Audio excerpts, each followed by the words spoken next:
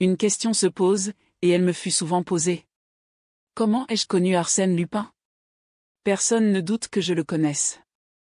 Les détails que j'accumule sur cet homme déconcertant, les faits irréfutables que j'expose, les preuves nouvelles que j'apporte, l'interprétation que je donne de certains actes dont on n'avait vu que les manifestations extérieures sans en pénétrer les raisons secrètes ni le mécanisme invisible, tout cela prouve bien, sinon une intimité, que l'existence même de Lupin rendrait impossible, du moins des relations amicales et des confidences suivies. Mais comment l'ai-je connu? D'où me vient la faveur d'être son historiographe? Pourquoi moi et pas un autre? La réponse est facile, le hasard seul a présidé à un choix où mon mérite n'entre pour rien. C'est le hasard qui m'a mis sur sa route. C'est par hasard que j'ai été mêlé à l'une de ses plus étranges et de ses plus mystérieuses aventures, par hasard enfin que je fus acteur dans un drame dont il fut le merveilleux metteur en scène, drame obscur et complexe, hérissé de telles péripéties que j'éprouve un certain embarras au moment d'en entreprendre le récit. Le premier acte se passe au cours de cette fameuse nuit du 22 au 23 juin dont on a tant parlé.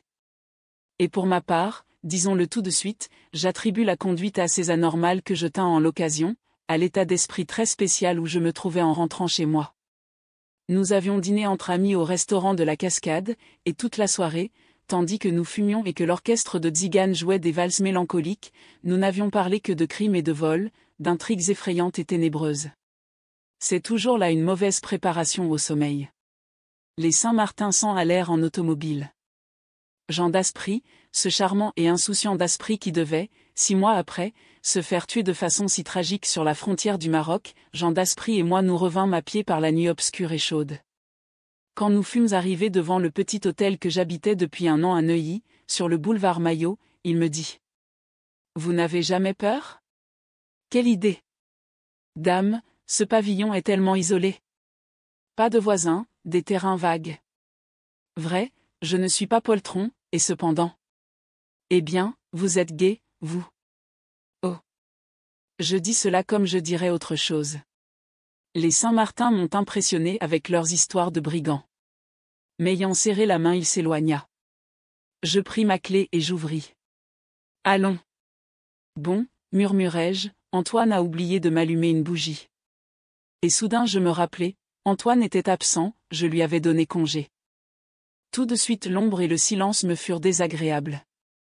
Je montai jusqu'à ma chambre à tâtons, le plus vite possible, et aussitôt, contrairement à mon habitude, je tournai la clé et poussai le verrou. La flamme de la bougie me rendit mon sang-froid. Pourtant j'eus soin de tirer mon revolver de sa gaine, un gros revolver à longue portée, et je le posai à côté de mon lit. Cette précaution acheva de me rassurer. Je me couchai et comme à l'ordinaire, pour m'endormir, je pris sur la table de nuit le livre qui m'y attendait chaque soir. Je fus très étonné. À la place du coupe-papier dont je l'avais marqué la veille, se trouvait une enveloppe, cachetée de 5 cachets de cire rouge. Je la saisis vivement. Elle portait comme adresse mon nom et mon prénom, accompagnée de cette mention, urgente. Une lettre. Une lettre à mon nom. Qui pouvait l'avoir mise à cet endroit? Un peu nerveux, je déchirai l'enveloppe, et je lus. À partir du moment où vous aurez ouvert cette lettre, quoi qu'il arrive, quoi que vous entendiez, ne bougez plus, ne faites pas un geste, ne jetez pas un cri. Sinon, vous êtes perdu.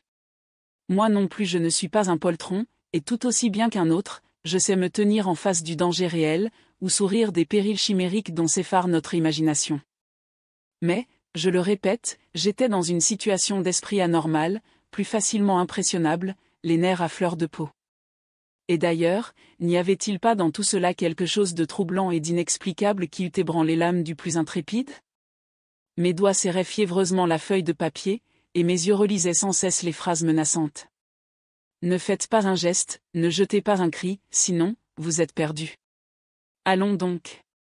Pensais-je, c'est quelque plaisanterie, une farce imbécile. Je fus sur le point de rire, même je voulus rire à haute voix. Qui m'en empêcha? Quelle crainte indécise me comprima la gorge? Du moins je soufflerais la bougie. Non, je ne pus la souffler. Pas un geste, ou vous êtes perdu, était-il écrit. Mais pourquoi lutter contre ces sortes d'autosuggestions plus impérieuses souvent que les faits les plus précis? Il n'y avait qu'à fermer les yeux. Je fermai les yeux. Au même moment, un bruit léger passa dans le silence, puis des craquements. Et cela provenait, me sembla-t-il, d'une grande salle voisine où j'avais installé mon cabinet de travail et dont je n'étais séparé que par l'antichambre. L'approche d'un danger réel me surexcita, et j'eus la sensation que j'allais me lever, saisir mon revolver et me précipiter dans cette salle. Je ne me levai point, en face de moi, un des rideaux de la fenêtre de gauche avait remué. Le doute n'était pas possible, il avait remué. Il remuait encore. Et je vis, oh! Je vis cela distinctement, qu'il y avait entre les rideaux et la fenêtre, dans cet espace trop étroit, une forme humaine dont l'épaisseur empêchait l'étoffe de tomber droit. Et l'être aussi me voyait, il était certain qu'il me voyait à travers les mailles très larges de l'étoffe. Alors je compris tout. Tandis que les autres emportaient leur butin, sa mission à lui consistait à me tenir en respect. Me lever? Saisir un revolver? Impossible, il était là. Au moindre geste, au moindre cri, j'étais perdu. Un coup violent secoua la maison, suivi de petits coups groupés par 2 ou 3, comme ceux d'un marteau qui frappe sur des pointes et qui rebondit. Ou du moins voilà ce que j'imaginais, dans la confusion de mon cerveau. Et d'autres bruits s'entrecroisèrent, un véritable vacarme qui prouvait que l'on ne se gênait point, et que l'on agissait en toute sécurité. On avait raison, je ne bougeais pas, fût-ce lâcheté? Non, anéantissement plutôt, impuissance totale à mouvoir un seul de mes membres. Sagesse également, car enfin pourquoi lutter? Derrière cet homme, il y en avait 10 autres qui viendraient à son appel. Allais-je risquer ma vie pour sauver quelques tapisseries et quelques bibelots? Et toute la nuit ce supplice dura. Supplice intolérable, angoisse terrible. Le bruit s'était interrompu, mais je ne cessais d'attendre qu'il recommençât. Et l'homme? L'homme qui me surveillait, l'arme à la main. Mon regard effrayé ne le quittait pas. Et mon cœur battait. Et de la sueur ruisselait de mon front et de tout mon corps. Et tout à coup un bien-être inexprimable m'envahit, une voiture de laitier dont je connaissais bien le roulement, passa sur le boulevard, et j'eus en même temps l'impression que l'aube se glissait entre les persiennes closes et qu'un peu de jour dehors se mêlait à l'ombre. Et le jour pénétra dans la chambre. Et d'autres voitures passèrent. Et tous les fantômes de la nuit s'évanouirent. Alors je sortis un bras du lit, lentement, sournoisement. En face rien ne remua. Je marquai des yeux le pli du rideau, l'endroit précis où il fallait viser, je fis le compte exact des mouvements que je devais exécuter, et rapidement, j'empoignai mon revolver et je tirai. Je sautai hors du lit avec un cri de délivrance, et je bondis sur le rideau. L'étoffe était percée, la vitre était percée. Quant à l'homme, je n'avais pu l'atteindre, pour cette bonne raison qu'il n'y avait personne. Personne. Ainsi, toute la nuit, j'avais été hypnotisé par un pli de rideau. Et pendant ce temps, des malfaiteurs. Rageusement, d'un élan que rien n'eût arrêté, je tournai la clé dans la serrure, j'ouvris ma porte, je traversai l'antichambre, j'ouvris une autre porte, et je me ruai dans la salle. Mais une stupeur me cloua sur le seuil, haletant, abasourdi, plus étonné encore que je ne l'avais été de l'absence de l'homme, rien n'avait disparu. Toutes les choses que je supposais enlevées, meubles, tableaux, vieux velours et vieilles soies, toutes ces choses étaient à leur place. Spectacle incompréhensible. Je n'en croyais pas mes yeux. Pourtant ce vacarme, ces bruits de déménagement. Je fis le tour de la pièce, j'inspectai les murs, je dressai l'inventaire de tous ces objets que je connaissais si bien. Rien ne manquait. Et ce qui me déconcertait le plus, c'est que rien non plus ne révélait le passage des malfaiteurs, aucun indice, pas une chaise dérangée, pas une trace de pas. Voyons, voyons, me disais-je en me prenant la tête à 2 mains, je ne suis pourtant pas un fou. J'ai bien entendu. Pouce par pouce, avec les procédés d'investigation les plus minutieux, j'examinai la salle. Ce fut en vain. Ou plutôt, mais pouvais-je considérer cela comme une découverte? Sous un petit tapis persan, jeté sur le parquet, je ramassai une carte à jouer. C'était un set de cœur, pareil à tous les sets de cœur des jeux de cartes français, mais qui retint mon attention par un détail assez curieux. La pointe extrême de chacune des 7 marques rouges en forme de cœur était percée d'un trou, le trou rond et régulier qu'eût pratiqué l'extrémité d'un poinçon. Voilà tout. Une carte et une lettre trouvées dans un livre. En dehors de cela, rien. Était-ce assez pour affirmer que je n'avais pas été le jouet d'un rêve? Toute la journée, je poursuivis mes recherches dans le salon. C'était une grande pièce en disproportion avec l'exiguïté de l'hôtel, et dont l'ornementation attestait le goût bizarre de celui qui l'avait conçu. Le parquet était fait d'une mosaïque de petites pierres multicolores, formant de larges dessins symétriques. La même mosaïque recouvrait les murs, disposés en panneaux, allégories pompéiennes, compositions byzantines, fresques du Moyen Âge. Un Bacchus enfourchait un tonneau. Un empereur couronné d'or, à barbe fleurie, tenait un glaive dans sa main droite.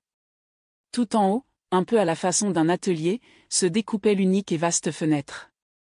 Cette fenêtre étant toujours ouverte la nuit, il était probable que les hommes avaient passé par là, à l'aide d'une échelle.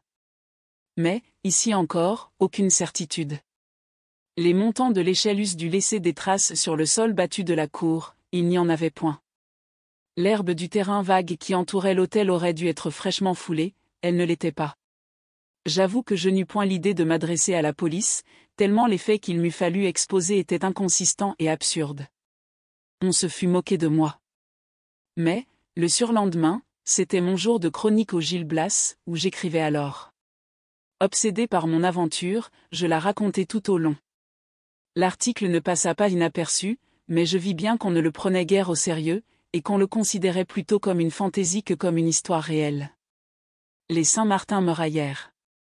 Daspry, cependant, qui ne manquait pas d'une certaine compétence en ces matières, vint me voir, se fit expliquer l'affaire et l'étudia, sans plus de succès d'ailleurs.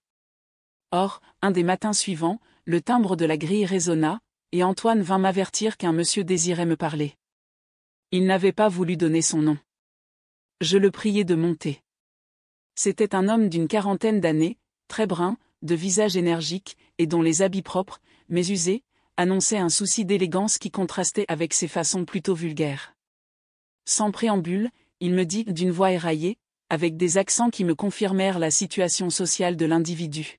« Monsieur, en voyage, dans un café, le Gil Blas m'est tombé sous les yeux. J'ai lu votre article. Il m'a intéressé, beaucoup. Je vous remercie. Et je suis revenu. Ah. Oui, pour vous parler. Tous les faits que vous avez racontés sont-ils exacts? Absolument exacts. Il n'en est pas un seul qui soit de votre invention? Pas un seul. En ce cas, j'aurais peut-être des renseignements à vous fournir. Je vous écoute. Non. Comment, non? Avant de parler, il faut que je vérifie s'ils sont justes. Et pour les vérifier? Il faut que je reste seul dans cette pièce. Je le regardai avec surprise. Je ne vois pas très bien? C'est une idée que j'ai eue en lisant votre article. Certains détails établissent une coïncidence vraiment extraordinaire avec une autre aventure que le hasard m'a révélée. Si je me suis trompé, il est préférable que je garde le silence. Et l'unique moyen de le savoir, c'est que je reste seul. Qu'y avait-il sous cette proposition? Plus tard je me suis rappelé qu'en la formulant l'homme avait un air inquiet, une expression de physionomie anxieuse. Mais, sur le moment, bien qu'un peu étonné, je ne trouvais rien de particulièrement anormal à sa demande. Et puis une telle curiosité me stimulait. Je répondis. Soit. Combien vous faut-il de temps? Oh. 3 minutes, pas davantage. D'ici 3 minutes, je vous rejoindrai. Je sortis de la pièce. En bas, je tirai ma montre. 1 minute s'écoula. 2 minutes. Pourquoi donc me sentais-je oppressé? Pourquoi ces instants me paraissaient-ils plus solennels que d'autres? 2 minutes et demie. 2 minutes 3/4. Et soudain un coup de feu retentit. En quelques enjambées j'escaladai les marches et j'entrai. Un cri d'horreur m'échappa. Au milieu de la salle l'homme gisait, immobile, couché sur le côté gauche. Du sang coulait de son crâne, mêlé à des débris de cervelle. Près de son poing, un revolver, tout fumant. Une convulsion l'agita, et ce fut tout. Mais plus encore que ce spectacle effroyable, quelque chose me frappa, quelque chose qui fit que je n'appelai pas au secours tout de suite, et que je ne me jetai point à genoux pour voir si l'homme respirait. À 2 pas de lui, par terre, il y avait un 7 de cœur. Je le ramassai. Les 7 extrémités des 7 marques rouges étaient percées d'un trou. Une demi-heure après, le commissaire de police de Neuilly arrivait, puis le médecin légiste, puis le chef de la sûreté, Monsieur Dudouis. Je m'étais bien gardé de toucher au cadavre. Rien ne put fausser les premières constatations. Elles furent brèves, d'autant plus brèves que tout d'abord on ne découvrit rien, ou peu de choses. Dans les poches du mort aucun papier, sur ses vêtements aucun nom, sur son linge aucune initiale. Somme toute, pas un indice capable d'établir son identité. Et dans la salle le même ordre qu'auparavant. Les meubles n'avaient pas été dérangés, et les objets avaient gardé leur ancienne position. Pourtant cet homme n'était pas venu chez moi dans l'unique intention de se tuer, et parce qu'il jugeait que mon domicile convenait mieux que tout autre à son suicide. Il fallait qu'un motif l'eût déterminé à cet acte de désespoir, et que ce motif lui-même résultât d'un fait nouveau, constaté par lui au cours des 3 minutes qu'il avait passées seul. Quel fait? Qu'avait-il vu? Qu'avait-il surpris? Quel secret épouvantable avait-il pénétré? Aucune supposition n'était permise. Mais, au dernier moment, un incident se produisit qui nous parut d'un intérêt considérable. Comme 2 agents se baissaient pour soulever le cadavre et l'emporter sur un brancard, ils s'aperçurent que la main gauche, fermée jusqu'alors et crispée, s'était détendue, et qu'une carte de visite, toute froissée, s'en échappait. Cette carte portait « Georges Andermatt, rue de Berry, 37 ». Qu'est-ce que cela signifiait? Georges Andermatt était un gros banquier de Paris, fondateur et président de ce comptoir des métaux qui a donné une telle impulsion aux industries métallurgiques de France. Il menait grand train, possédant mail-coach, automobile, écurie de course. Ses réunions étaient très suivies et l'on citait Madame Andermatt pour sa grâce et pour sa beauté. Serait-ce le nom du mort? Murmurai-je. Le chef de la sûreté se pencha. Ce n'est pas lui. Monsieur Andermatt est un homme pâle et un peu grisonnant. Mais alors pourquoi cette carte? Vous avez le téléphone, monsieur? Oui, dans le vestibule. Si vous voulez bien m'accompagner. Il chercha dans l'annuaire et demanda le 415.21. Monsieur Andermatt est-il chez lui? Veuillez lui dire que Monsieur Dudouis le prie de venir en toute hâte au 102 du boulevard Maillot. C'est urgent. 20 minutes plus tard, Monsieur Andermatt descendait de son automobile. On lui exposa les raisons qui nécessitaient son intervention, puis on le mena devant le cadavre. Il eut une seconde d'émotion qui contracta son visage, et prononça à voix basse, comme s'il parlait malgré lui. Étienne Varin. Vous le connaissiez? Non, ou du moins oui, mais de vue seulement. Son frère. Il a un frère? Oui, Alfred Varin. Son frère est venu autrefois me solliciter, je ne sais plus à quel propos. Où demeure-t-il? Les 2 frères demeuraient ensemble, rue de Provence, je crois. Et vous ne soupçonnez pas la raison pour laquelle celui-ci s'est tué? Nullement. Cependant cette carte qu'il tenait dans sa main? Votre carte avec votre adresse. Je n'y comprends rien. Ce n'est là évidemment qu'un hasard que l'instruction nous expliquera. Un hasard en tout cas bien curieux, pensai-je et je sentis que nous éprouvions tous la même impression. Cette impression, je la retrouvai dans les journaux du lendemain, et chez tous ceux de mes amis avec qui je m'entretins de l'aventure. Au milieu des mystères qui la compliquaient, après la double découverte, si déconcertante, de ce 7 de cœur 7 fois percé, après les 2 événements aussi énigmatiques l'un que l'autre dont ma demeure avait été le théâtre, cette carte de visite semblait enfin promettre un peu de lumière. Par elle on arriverait à la vérité. Mais, contrairement aux prévisions, M. Andermatt ne fournit aucune indication. J'ai dit ce que je savais, répétait-il. Que veut-on de plus? Je suis le premier stupéfait que cette carte ait été trouvée là, et j'attends comme tout le monde que ce point soit éclairci. Il ne le fut pas. L'enquête établit que les frères Varin, Suisses d'origine, avaient mené sous des noms différents une vie fort mouvementée, fréquentant les tripots, en relation avec toute une bande d'étrangers dont la police s'occupait, et qui s'étaient dispersés après une série de cambriolages auxquels leur participation ne fut établie que par la suite. Au numéro 24 de la rue de Provence où les frères Varin avaient en effet habité 6 ans auparavant, on ignorait ce qu'ils étaient devenus. Je confesse que, pour ma part, cette affaire me semblait si embrouillée que je ne croyais guère à la possibilité d'une solution, et que je m'efforçais de n'y plus songer. Mais Jean d'Aspry, au contraire, que je vis beaucoup à cette époque, se passionnait chaque jour davantage. Ce fut lui qui me signala cet écho d'un journal étranger que toute la presse reproduisait et commentait. On va procéder en présence de l'empereur, et dans un lieu que l'on tiendra secret jusqu'à la dernière minute, aux premiers essais d'un sous-marin qui doit révolutionner les conditions futures de la guerre navale. Une indiscrétion nous en a révélé le nom, il s'appelle le 7 de cœur. Le 7 de cœur. Était-ce la rencontre fortuite? Ou bien devait-on établir un lien entre le nom de ce sous-marin et les incidents dont nous avons parlé? Mais un lien de quelle nature? Ce qui se passait ici ne pouvait aucunement se relier à ce qui se passait là-bas. Qu'en savez-vous? Me disait Daspry. Les effets les plus disparates proviennent souvent d'une cause unique. Le surlendemain, un autre écho nous arrivait. On prétend que les plans du 7 de cœur, le sous-marin dont les expériences vont avoir lieu incessamment, ont été exécutés par des ingénieurs français. Ces ingénieurs, ayant sollicité en vain l'appui de leurs compatriotes, se seraient adressés ensuite, sans plus de succès, à l'amirauté anglaise. Nous donnons ces nouvelles sous toute réserve. Je n'ose pas trop insister sur des faits de nature extrêmement délicate, et qui provoquèrent, on s'en souvient, une émotion si considérable. Cependant, puisque tout danger de complication est écarté, il me faut bien parler de l'article de l'Écho de France, qui fit alors tant de bruit, et qui jeta sur l'affaire du 7 de cœur, comme on l'appelait, quelque clarté, confuse. Le voici, tel qu'il parut sous la signature de Salvator. L'affaire du 7 de cœur.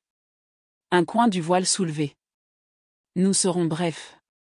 Il y a 10 ans, un jeune ingénieur des mines, Louis Lacombe, désireux de consacrer son temps et sa fortune aux études qu'il poursuivait, donna sa démission, et loua, au numéro 102 du boulevard Maillot, un petit hôtel qu'un comte italien avait fait récemment construire et décorer. Par l'intermédiaire de 2 individus, les frères Varin, de Lausanne, dont l'un l'assistait dans ses expériences comme préparateur, et dont l'autre lui cherchait des commanditaires, il entra en relation avec H. Georges Andermatt, qui venait de fonder le comptoir des métaux. Après plusieurs entrevues, il parvint à l'intéresser à un projet de sous-marin auquel il travaillait, et il fut entendu que, dès la mise au point définitive de l'invention, M. Andermatt userait de son influence pour obtenir du ministère de la Marine une série d'essais. Durant 2 années, Louis Lacombe fréquenta assidûment l'hôtel Andermatt et soumit au banquier les perfectionnements qu'il apportait à son projet jusqu'au jour où, satisfait lui-même de son travail, ayant trouvé la formule définitive qu'il cherchait, il pria M. Andermatt de se mettre en campagne. Ce jour-là, Louis Lacombe dîna chez les Andermatt. Il s'en alla, le soir, vers 11h30. Depuis on ne l'a plus revu. En relisant les journaux de l'époque, on verrait que la famille du jeune homme saisit la justice et que le parquet s'inquiéta. Mais on n'aboutit à aucune certitude, et généralement il fut admis que Louis Lacombe, qui passait pour un garçon original et fantasque, était parti en voyage sans prévenir personne. Acceptons cette hypothèse, invraisemblable. Mais une question se pose, capitale pour notre pays, que sont devenus les plans du sous-marin? Louis Lacombe les a-t-il emportés? Sont-ils détruits? De l'enquête très sérieuse à laquelle nous nous sommes livrés, il résulte que ces plans existent. Les frères Varin les ont eus entre les mains. Comment? Nous n'avons encore pu l'établir, de même que nous ne savons pas pourquoi ils n'ont pas essayé plutôt de les vendre. Craignaient-ils qu'on ne leur demandât comment ils les avaient en leur possession? En tout cas cette crainte n'a pas persisté, et nous pouvons en toute certitude affirmer ceci, les plans de Louis Lacombe sont la propriété d'une puissance étrangère, et nous sommes en mesure de publier la correspondance échangée à ce propos entre les frères Varin et le représentant de cette puissance. Actuellement le 7 de cœur imaginé par Louis Lacombe est réalisé par nos voisins. La réalité répondra-t-elle aux prévisions optimistes de ceux qui ont été mêlés à cette trahison? Nous avons, pour espérer le contraire, des raisons que l'événement, nous voudrions le croire, ne trompera point. Et un post-scriptum ajoutait. Dernière heure. Nous espérions à juste titre. Nos informations particulières nous permettent d'annoncer que les essais du 7 de cœur n'ont pas été satisfaisants. Il est assez probable qu'au plan livré par les frères Varin, il manquait le dernier document apporté par Louis Lacombe à M. Andermatt le soir de sa disparition, document indispensable à la compréhension totale du projet, sorte de résumé où l'on retrouve les conclusions définitives, les évaluations et les mesures contenues dans les autres papiers. Sans ce document les plans sont imparfaits, de même que, sans les plans, le document est inutile. Donc il est encore temps d'agir et de reprendre ce qui nous appartient. Pour cette besogne fort difficile, nous comptons beaucoup sur l'assistance de monsieur Andermatt. Il aura à cœur d'expliquer la conduite inexplicable qu'il a tenue depuis le début. Il dira non seulement pourquoi il n'a pas raconté ce qu'il savait au moment du suicide d'Étienne Varin, mais aussi pourquoi il n'a jamais révélé la disparition des papiers dont il avait connaissance. Il dira pourquoi, depuis 6 ans, il fait surveiller les frères Varin par des agents à sa solde. Nous attendons de lui, non point des paroles, mais des actes. Sinon, la menace était brutale. Mais en quoi consistait-elle? Quel moyen d'intimidation Salvatore, l'auteur, anonyme de l'article, possédait-il sur monsieur Andermatt? Une nuée de reporters assaillit le banquier, et 10 interviews exprimèrent le dédain avec lequel il répondit à cette mise en demeure. Sur quoi, le correspondant de l'Écho de France riposta par ces 3 lignes. Que monsieur Andermatt le veuille ou non, il est dès à présent notre collaborateur dans l'œuvre que nous entreprenons. Le jour où parut cette réplique, Daspry et moi nous dînâmes ensemble. Le soir, les journaux étalés sur ma table, nous discutions l'affaire et l'examinions sous toutes ses faces avec cette irritation que l'on éprouverait à marcher indéfiniment dans l'ombre et à toujours se heurter aux mêmes obstacles. Et soudain, sans que mon domestique m'eût averti, sans que le timbre eût résonné, la porte s'ouvrit et une dame entra, couverte d'un voile épais. Je me levai aussitôt et m'avançai. Elle me dit. C'est vous, monsieur, qui demeurez ici? Oui, madame, mais je vous avoue. La grille sur le boulevard n'était pas fermée, expliqua-t-elle. Mais la porte du vestibule? Elle ne répondit pas, et je songeai qu'elle avait dû faire le tour par l'escalier de service. Elle connaissait donc le chemin? Il y eut un silence un peu embarrassé. Elle regarda Daspry. Malgré moi, comme j'eusse fait dans un salon, je le présentai. Puis je la priai de s'asseoir et de m'exposer le but de sa visite. Elle enleva son voile et je vis qu'elle était brune, de visage régulier, et sinon très belle, du moins d'un charme infini, qui provenait de ses yeux surtout, des yeux graves et douloureux. Elle dit simplement. Je suis madame Andermatt. Madame Andermatt. Répétai-je, de plus en plus étonné. Un nouveau silence. Et elle reprit d'une voix calme, et de l'air le plus tranquille. Je viens au sujet de cette affaire, que vous savez. J'ai pensé que je pourrais peut-être avoir auprès de vous quelques renseignements. Mon Dieu, madame, je n'en connais pas plus que ce qu'en ont dit les journaux. Veuillez préciser en quoi je puis vous être utile. Je ne sais pas. Je ne sais pas. Seulement alors j'eus l'intuition que son calme était factice, et que, sous cet air de sécurité parfaite, se cachait un grand trouble.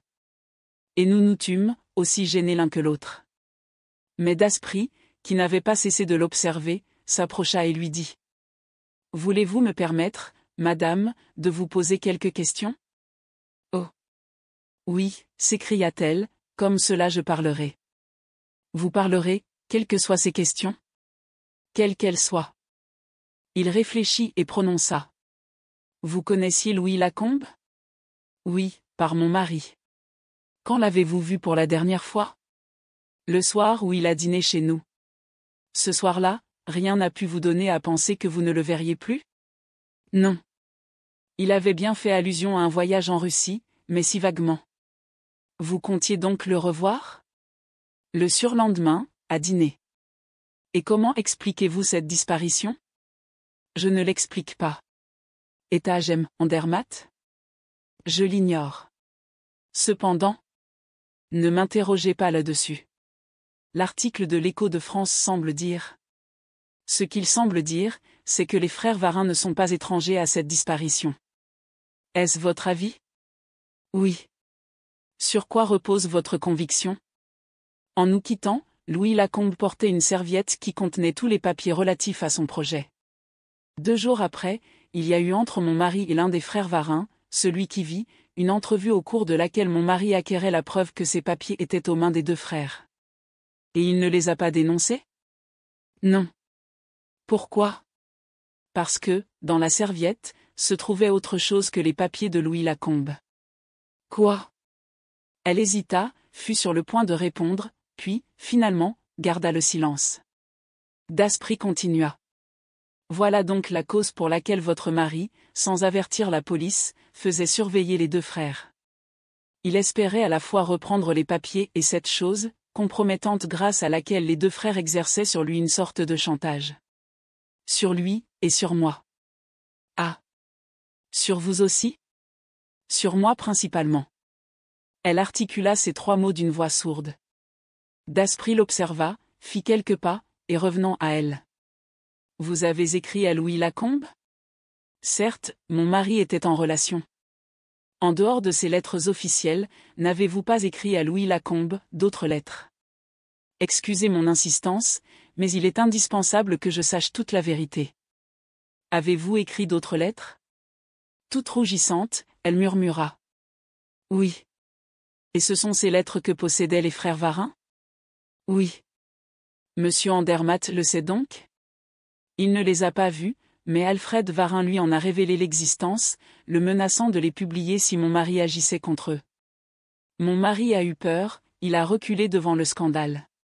Seulement, il a tout mis en œuvre pour leur arracher ces lettres.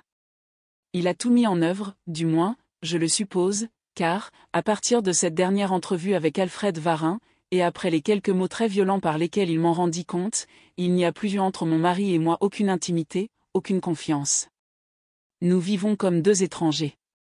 En ce cas, si vous n'avez rien à perdre, que craignez-vous? Si indifférente que je lui sois devenue, je suis celle qu'il a aimée, celle qu'il aurait encore pu aimer, oh. Cela, j'en suis certaine, murmura-t-elle d'une voix ardente, il m'aurait encore aimé, s'il ne s'était pas emparé de ces maudites lettres. Comment? Il aurait réussi. Mais les 2 frères se défiaient cependant? Oui, et ils se vantaient même, paraît-il, d'avoir une cachette sûre. Alors? J'ai tout lieu de croire que mon mari a découvert cette cachette. Allons donc. Où se trouvait-elle? Ici. Je tressautai. Ici. Oui, et je l'avais toujours soupçonné. Louis Lacombe, très ingénieux, passionné de mécanique, s'amusait, à ses heures perdues, à confectionner des coffres et des serrures.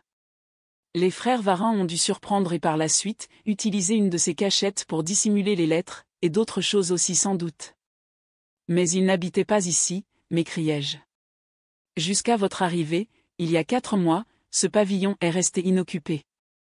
Il est donc probable qu'ils y revenaient, et ils ont pensé en outre que votre présence ne les gênerait pas le jour où ils auraient besoin de retirer tous leurs papiers. Mais ils comptaient sans mon mari qui, dans la nuit du 22 au 23 juin, a forcé le coffre, a pris ce qu'il cherchait, et a laissé sa carte pour bien montrer aux 2 frères qu'ils n'avaient plus à les redouter et que les rôles changeaient.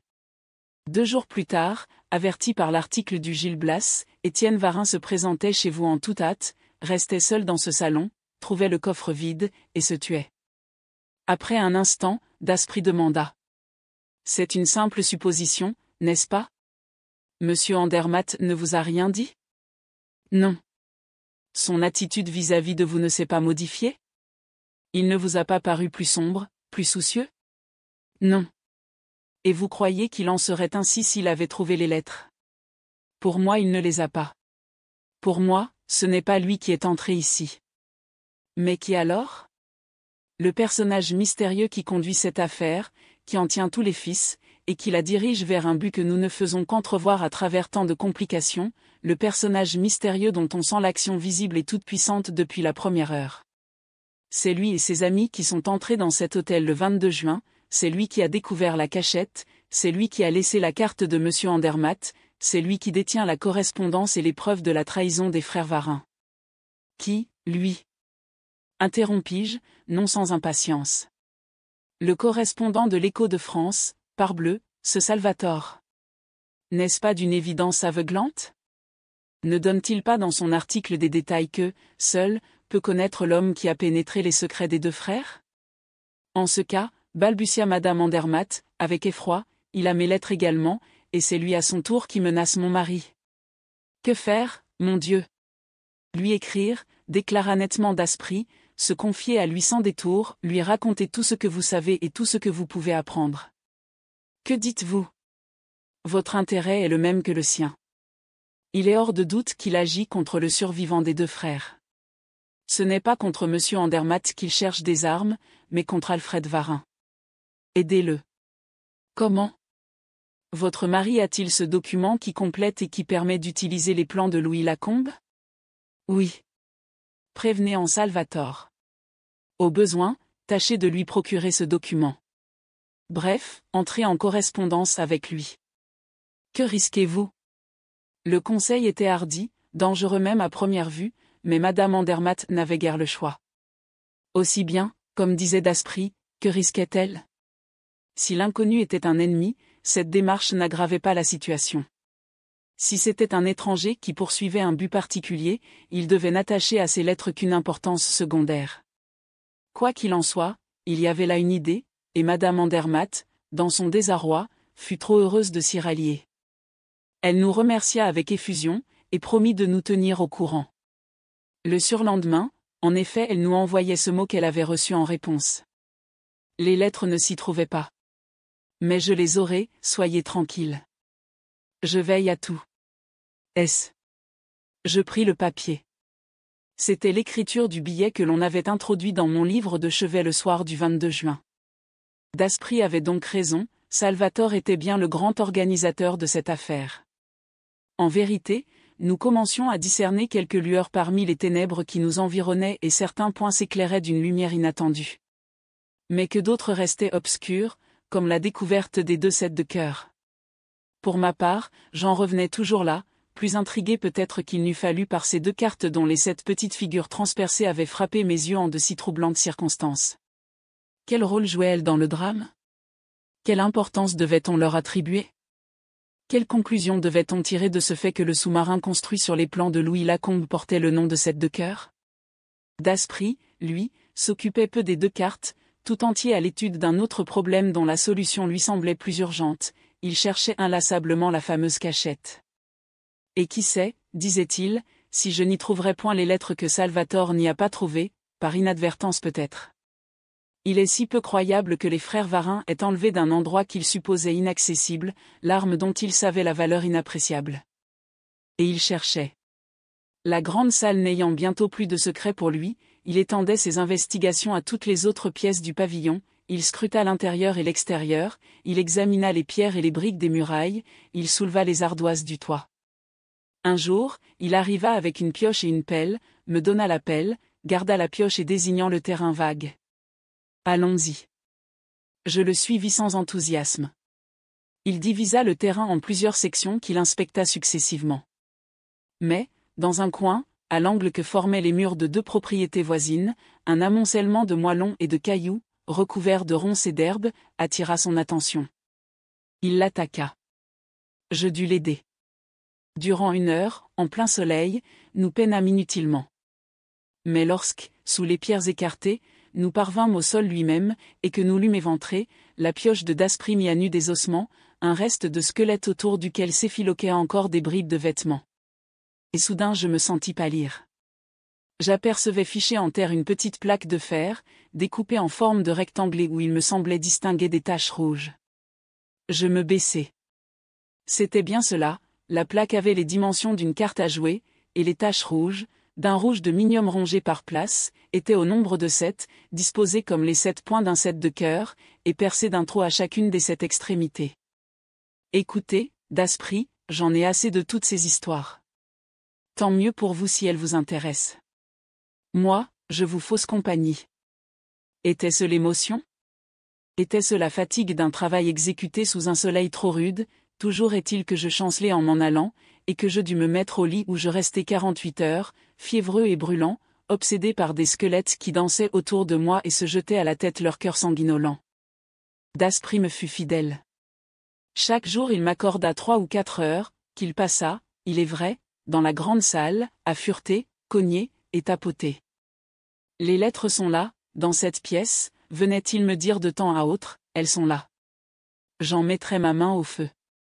Laissez-moi la paix, répondais-je horripilé. Le matin du 3e jour, je me levai assez faible encore, mais guéri. Un déjeuner substantiel me réconforta.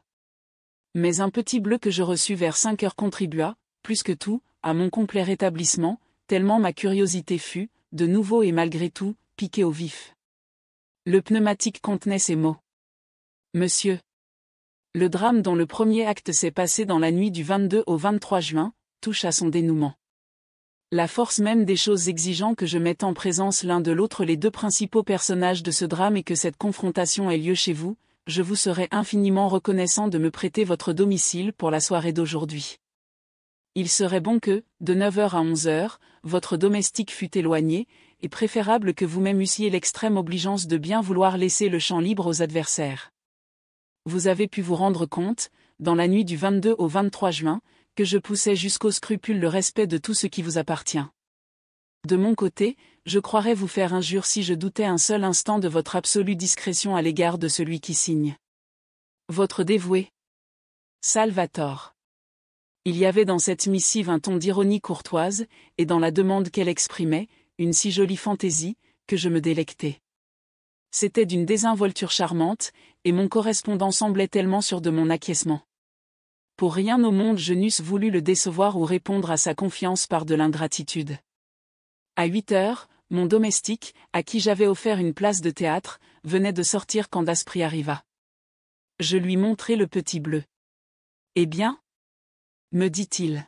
« Eh bien, je laisse la grille du jardin ouverte, afin que l'on puisse entrer. »« Et vous vous en allez ? » ?»« Jamais de la vie. »« Mais puisqu'on vous demande. »« On me demande la discrétion. »« Je serai discret. »« Mais je tiens furieusement à voir ce qui va se passer. » Daspry se mit à rire. « Ma foi, vous avez raison, et je reste aussi. J'ai idée qu'on ne s'ennuiera pas. » Un coup de timbre l'interrompit. « Déjà ?» murmura-t-il, et 20 minutes en avance. Impossible. Du vestibule, je tirai le cordon qui ouvrait la grille. Une silhouette de femme traversa le jardin, Madame Andermatt. Elle paraissait bouleversée, et c'est en suffoquant qu'elle balbutia. « Mon mari, il vient, il a rendez-vous, on doit lui donner les lettres. »« Comment le savez-vous ? » lui dis-je. Un hasard. Un mot que mon mari a reçu pendant le dîner. Un petit bleu ? Un message téléphonique. Le domestique me l'a remis par erreur. Mon mari l'a pris aussitôt, mais il était trop tard, j'avais lu. Vous aviez lu ? Ceci à peu près, à 9h, ce soir, soyez au boulevard Maillot avec les documents qui concernent l'affaire. En échange, les lettres. Après le dîner, je suis remonté chez moi et je suis sorti. À l'insu de monsieur Andermatt ? Oui. Daspry me regarda. Qu'en pensez-vous ? Je pense ce que vous pensez, que monsieur Andermatt est un des adversaires convoqués. Par qui ? Et dans quel but ? C'est précisément ce que nous allons savoir. Je les conduisis dans la grande salle. Nous pouvions à la rigueur tenir tous les trois sous le manteau de la cheminée, et nous dissimuler derrière la tenture de velours. Nous nous installâmes. Madame Andermatt s'assit entre nous deux. Par les fentes du rideau la pièce entière nous apparaissait. 9h sonnèrent. Quelques minutes plus tard la grille du jardin grinça sur ses gonds. J'avoue que je n'étais pas sans éprouver une certaine angoisse et qu'une fièvre nouvelle me surexcitait. J'étais sur le point de connaître le mot de l'énigme. L'aventure déconcertante dont les péripéties se déroulaient devant moi depuis des semaines, allait enfin prendre son véritable sens, et c'est sous mes yeux que la bataille allait se livrer. Daspry saisit la main de Madame Andermatt et murmura. Surtout, pas un mouvement. Quoi que vous entendiez ou voyiez, restez impassible. Quelqu'un entra. Et je reconnus tout de suite, à sa grande ressemblance avec Étienne Varin, son frère Alfred. Même démarche lourde, même visage terreux envahi par la barbe. Il entra de l'air inquiet d'un homme qui a l'habitude de craindre des embûches autour de lui, qui les flaire et les évite. D'un coup d'œil il embrassa la pièce, et j'eus l'impression que cette cheminée masquée par une portière de velours lui était désagréable. Il fit 3 pas de notre côté.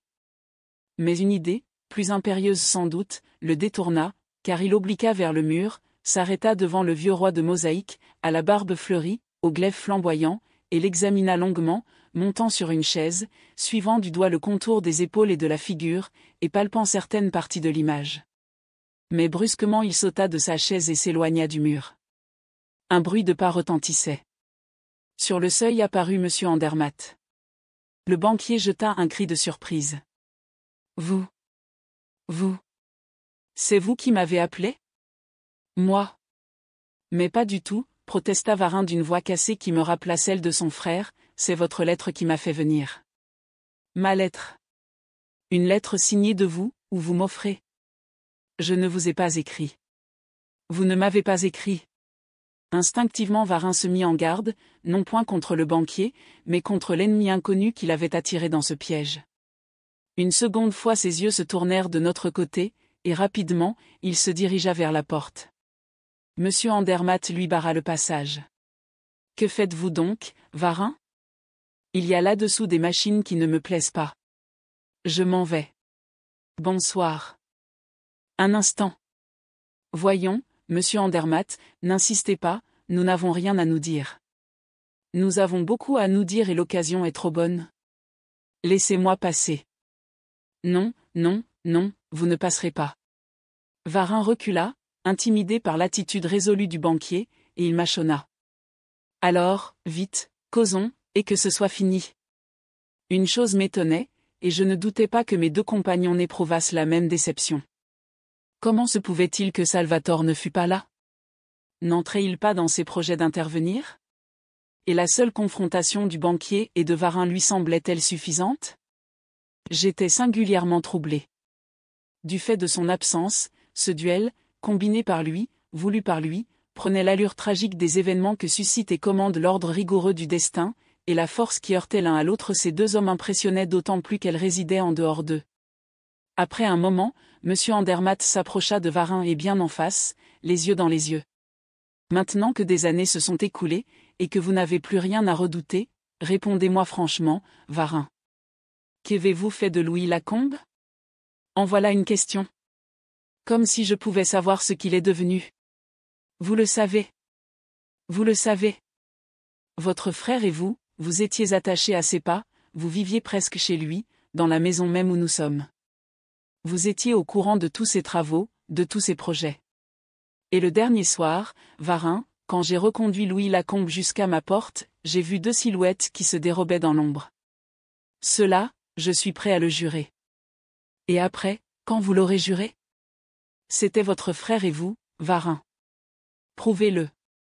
Mais la meilleure preuve, c'est que, 2 jours plus tard, vous me montriez vous-même les papiers et les plans que vous aviez recueillis dans la serviette de Lacombe, et que vous me proposiez de me les vendre.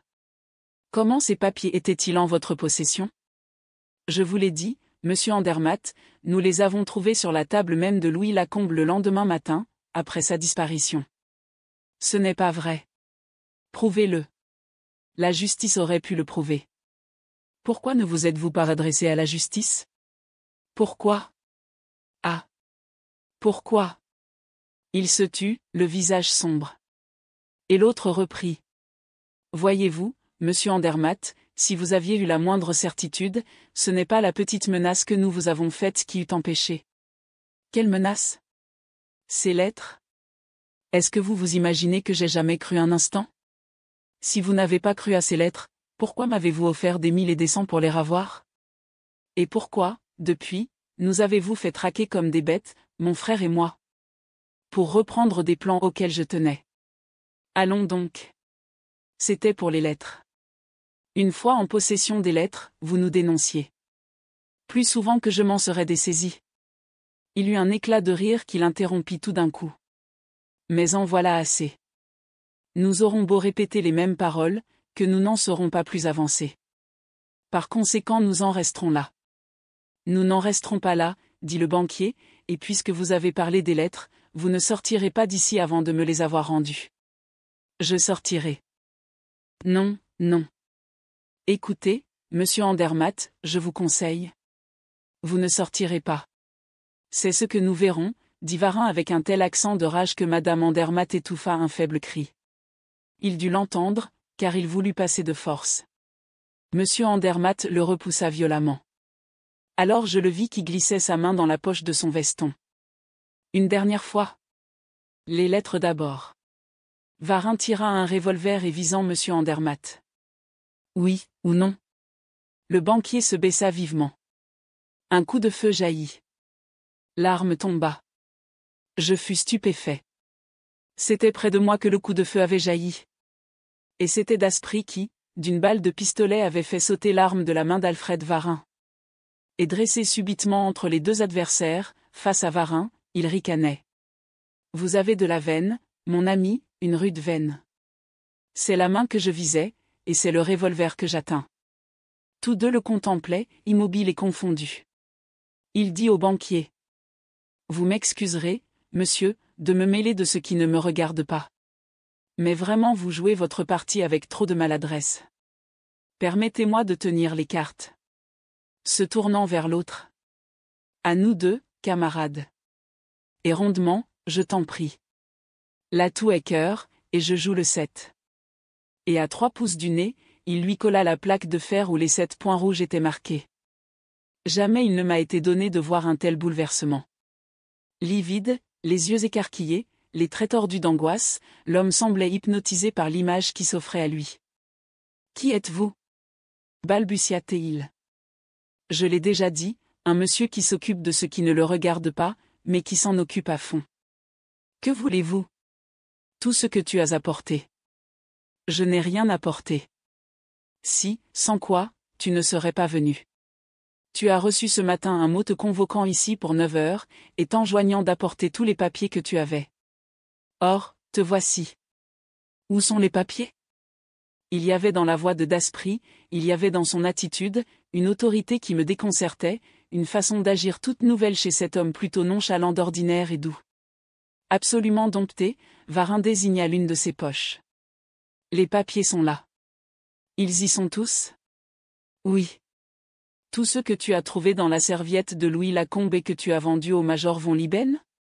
Oui. Est-ce la copie ou l'original ? L'original. Combien en veux-tu ? 100 000. Daspry s'esclaffa. Tu es fou. Le major ne t'en a donné que 20 000. 20 000 jetés à l'eau, puisque les essais ont manqué. On n'a pas su se servir des plans. Les plans sont incomplets. Alors, pourquoi me les demandez-vous ? J'en ai besoin. Je t'en offre 5 000 francs. Pas un sou de plus. 10 000. Pas un sou de moins. Accordé. Daspry revint à monsieur Andermatt. Veuillez signer un chèque, monsieur. Mais, c'est que je n'ai pas. Votre carnet ? Le voici. Ahuri, monsieur Andermatt palpa le carnet que lui tendait Daspry. C'est bien à moi. Comment se fait-il ? Pas de vaines paroles, je vous en prie, cher monsieur, vous n'avez qu'à signer. Le banquier tira son stylographe et signa. Varin avança la main. Bas les pattes, fit Daspry, tout n'est pas fini. Et s'adressant au banquier. Il était question aussi de lettres, que vous réclamez ? Oui, un paquet de lettres. Où sont-elles, Varin ? Je ne les ai pas. Où sont-elles, Varin ? Je l'ignore. C'est mon frère qui s'en était chargé. Elles sont cachées ici, dans cette pièce. En ce cas, vous savez où elles sont. Comment le saurais-je ? Dame, n'est-ce pas vous qui avez visité la cachette ? Vous paraissez aussi bien renseigné que Salvatore. Les lettres ne sont pas dans la cachette. Elles y sont. Ouvre-la. Varin eut un regard de défiance.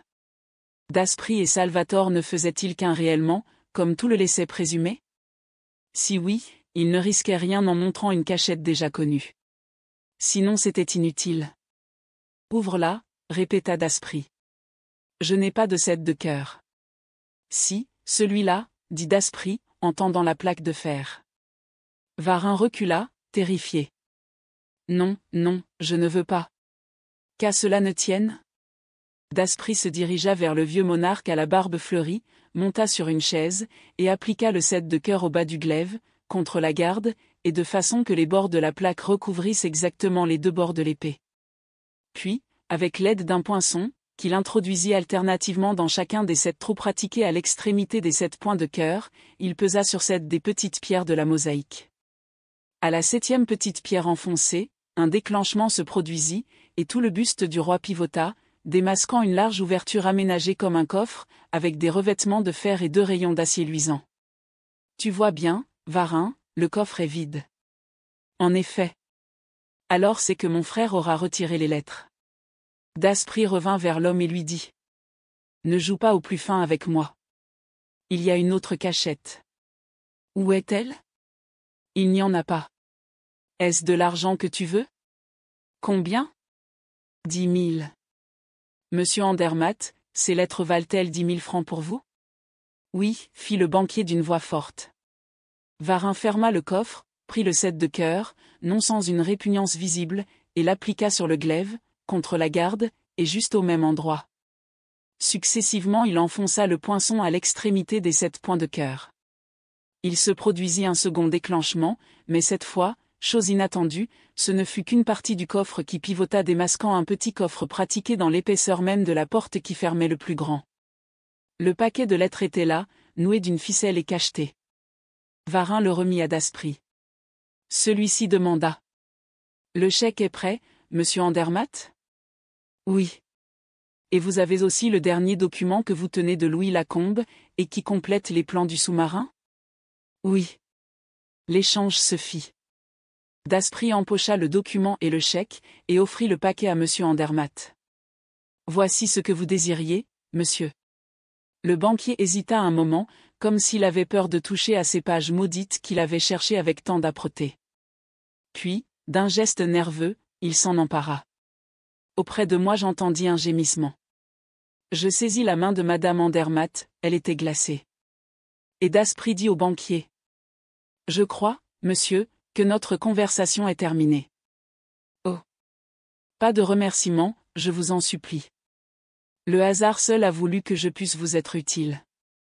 Monsieur Andermatt se retira. Il emportait les lettres de sa femme à Louis Lacombe. À merveille, s'écria Daspry d'un air enchanté, tout s'arrange pour le mieux. Nous n'avons plus qu'à boucler notre affaire, camarade. Tu as les papiers? Les voilà tous. Daspry les compulsa, les examina attentivement et les enfouit dans sa poche. Parfait, tu as tenu parole. Mais quoi? Les 2 chèques? L'argent? Eh bien, tu as de l'aplomb, mon bonhomme. Comment, tu oses réclamer? Je réclame ce qui m'est dû. On te doit donc quelque chose pour des papiers que tu as volés? Mais l'homme paraissait hors de lui. Il tremblait de colère, les yeux injectés de sang. L'argent, les 20 000, bégaya-t-il. Impossible, j'en ai l'emploi. L'argent. Allons, sois raisonnable, et laisse donc ton poignard tranquille. Il lui saisit le bras si brutalement que l'autre hurla de douleur, et il ajouta. Va-t'en, camarade, l'air te fera du bien. Veux-tu que je te reconduise? Nous nous en irons par le terrain vague, et je te montrerai un tas de cailloux sous lequel. Ce n'est pas vrai. Ce n'est pas vrai. Mais oui, c'est vrai. Cette petite plaque de fer aux 7 points rouges vient de là-bas. Elle ne quittait jamais Louis Lacombe, tu te rappelles? Ton frère et toi vous l'avez enterré avec le cadavre, et avec d'autres choses qui intéresseront énormément la justice. Varin se couvrit le visage de ses poings rageurs. Puis il prononça. Soit. Je suis roulé. N'en parlons plus. Un mot cependant, un seul mot, je voudrais savoir. J'écoute. Il y avait dans ce coffre, dans le plus grand des 2, une cassette? Oui. Quand vous êtes venu ici, la nuit du 22 au 23 juin, elle y était? Oui. Elle contenait? Tout ce que les frères Varin y avaient enfermé, une assez jolie collection de bijoux, diamants et perles, raccrochés de droite et de gauche par les 10 frères. Et vous l'avez prise? Dame. Mets-toi à ma place. Alors, c'est en constatant la disparition de la cassette que mon frère s'est tué? Probable. La disparition de votre correspondance avec le major von Lieben n'eût pas suffi. Mais la disparition de la cassette. Est-ce là tout ce que tu avais à me demander? Ceci encore, votre nom? Tu dis cela comme si tu avais des idées de revanche. Parbleu. La chance tourne. Aujourd'hui vous êtes le plus fort. Demain. Ce sera toi. J'y compte bien. Votre nom? Arsène Lupin. Arsène Lupin. L'homme chancela, assommé comme par un coup de massue. On eût dit que ces 2 mots lui enlevaient toute espérance. Daspry se mit à rire. Ah. Ça, t'imaginais-tu qu'un monsieur Durand ou Dupont aurait pu monter toute cette belle affaire? Allons donc, il fallait au moins un Arsène Lupin. Et maintenant que tu es renseigné, mon petit, va préparer ta revanche. Arsène Lupin t'attend. Et il le poussa dehors, sans un mot de plus. Daspry, Daspry, criai-je, lui donnant encore, et malgré moi, le nom sous lequel je l'avais connu. J'écartai le rideau de velours. Il accourut. Quoi? Qu'y a-t-il? Madame Andermatt est souffrante. Il s'empressa, lui fit respirer des sels et tout en la soignant, m'interrogeait. Eh bien, que s'est-il donc passé? Les lettres, lui dis-je, les lettres de Louis Lacombe que vous avez données à son mari. Il se frappa le front. Elle a cru que j'avais fait cela. Mais oui, après tout, elle pouvait le croire. Imbécile que je suis. Madame Andermatt, ranimée, l'écoutait avidement. Il sortit de son portefeuille un petit paquet en tout point semblable à celui qu'avait emporté monsieur Andermatt. Voici vos lettres, madame, les vraies. Mais, les autres? Les autres sont les mêmes que celles-ci, mais recopiées par moi, cette nuit, et soigneusement arrangées. Votre mari sera d'autant plus heureux de les lire qu'il ne se doutera pas de la substitution, puisque tout a paru se passer sous ses yeux. L'écriture. Il n'y a pas d'écriture qu'on ne puisse imiter. Elle le remercia, avec les mêmes paroles de gratitude qu'elle eût adressées à un homme de son monde, et je vis bien qu'elle n'avait pas dû entendre les dernières phrases échangées entre Varin et Arsène Lupin. Moi, je le regardais non sans embarras, ne sachant trop que dire à cet ancien ami qui se révélait à moi sous un jour si imprévu. Lupin. C'était Lupin. Mon camarade de cercle n'était autre que Lupin. Je n'en revenais pas. Mais, lui très à l'aise. Vous pouvez faire vos adieux à Jean Daspry. Ah. Oui, Jean Daspry part en voyage. Je l'envoie au Maroc. Il est fort possible qu'il y trouve une fin digne de lui. J'avoue même que c'est son intention. Mais Arsène Lupin nous reste? Oh. Plus que jamais. Arsène Lupin n'est encore qu'au début de sa carrière, et il compte bien. Un mouvement de curiosité irrésistible me jeta sur lui, et l'entraînant à quelque distance de Madame Andermatt. Vous avez donc fini par découvrir la seconde cachette, celle où se trouvait le paquet de lettres? J'ai eu assez de mal. C'est hier seulement, l'après-midi, pendant que vous étiez couché. Et pourtant, Dieu sait combien c'était facile. Mais les choses les plus simples sont celles auxquelles on pense en dernier. Et me montrant le 7 de cœur. J'avais bien deviné que, pour ouvrir le grand coffre, il fallait appuyer cette carte contre le glaive du bonhomme en mosaïque. Comment aviez-vous deviné cela? Aisément. Par mes informations particulières, je savais en venant ici, le 22 juin au soir. Après m'avoir quitté? Oui, et après vous avoir mis par des conversations choisies dans un état d'esprit tel, qu'un nerveux et un impressionnable comme vous devez fatalement me laisser agir à ma guise, sans sortir de son lit. Le raisonnement était juste. Je savais donc, en venant ici, qu'il y avait une cassette cachée dans un coffre à serrure secrète, et que le 7 de cœur était la clé, le mot de cette serrure. Il ne s'agissait plus que de plaquer ce 7 de cœur à un endroit qui lui fut visiblement réservé. 1 heure d'examen m'a suffi. 1 heure. Observez le bonhomme en mosaïque. Le vieil empereur? Ce vieil empereur est la représentation exacte du roi de cœur de tous les jeux de cartes, Charlemagne. En effet.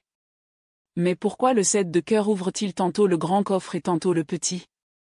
Et pourquoi n'avez-vous ouvert d'abord que le grand coffre? Pourquoi? Mais parce que je m'obstinais toujours à placer mon 7 de cœur dans le même sens. Hier seulement je me suis aperçu qu'en le retournant, c'est-à-dire en mettant le 7e point, celui du milieu, en l'air au lieu de le mettre en bas, la disposition des 7 points changeait. Parbleu. Évidemment, parbleu, mais encore fallait-il y penser. Autre chose, vous ignoriez l'histoire des lettres avant que Madame Andermatt en parlât devant moi? Oui. Je n'avais découvert dans le coffre, outre la cassette, que la correspondance des 2 frères, correspondance qui m'a mis sur la voie de leur trahison. Somme toute, c'est par hasard que vous avez été amené, d'abord à reconstituer l'histoire des 2 frères, puis à rechercher les plans et les documents du sous-marin? Par hasard. Mais dans quel but avez-vous recherché? Daspry m'interrompit en riant. Mon Dieu! Comme cette affaire vous intéresse. Elle me passionne. Eh bien, tout à l'heure, quand j'aurai reconduit Madame Andermatt et fait porter à l'Écho de France le mot que je vais écrire, je reviendrai et nous entrerons dans le détail. Il s'assit et écrivit une de ces petites notes lapidaires où se divertit la fantaisie du personnage. Qui ne se rappelle le bruit que fit celle-ci dans le monde entier? Arsène Lupin a résolu le problème que Salvatore a posé dernièrement. Maître de tous les documents et plans originaux de l'ingénieur Louis Lacombe, il les a fait parvenir entre les mains du ministre de la Marine. À cette occasion, il ouvre une souscription dans le but d'offrir à l'État le premier sous-marin construit d'après ses plans. Et il s'inscrit lui-même en tête de cette souscription pour la somme de 20 000 francs. Les 20 000 francs des chèques de M. Andermatt? Lui dis-je, quand il m'eut donné le papier à lire. Précisément. Il était équitable que Varin rachetât en partie sa trahison. Et voilà comment j'ai connu Arsène Lupin. Voilà comment j'ai su que Jean Daspry, camarade de cercle, relation mondaine, n'était autre qu'Arsène Lupin, gentleman cambrioleur. Voilà comment j'ai noué des liens d'amitié fort agréables avec notre grand homme, et comment, peu à peu, grâce à la confiance dont il veut bien m'honorer, je suis devenu son très humble, très fidèle et très reconnaissant historiographe.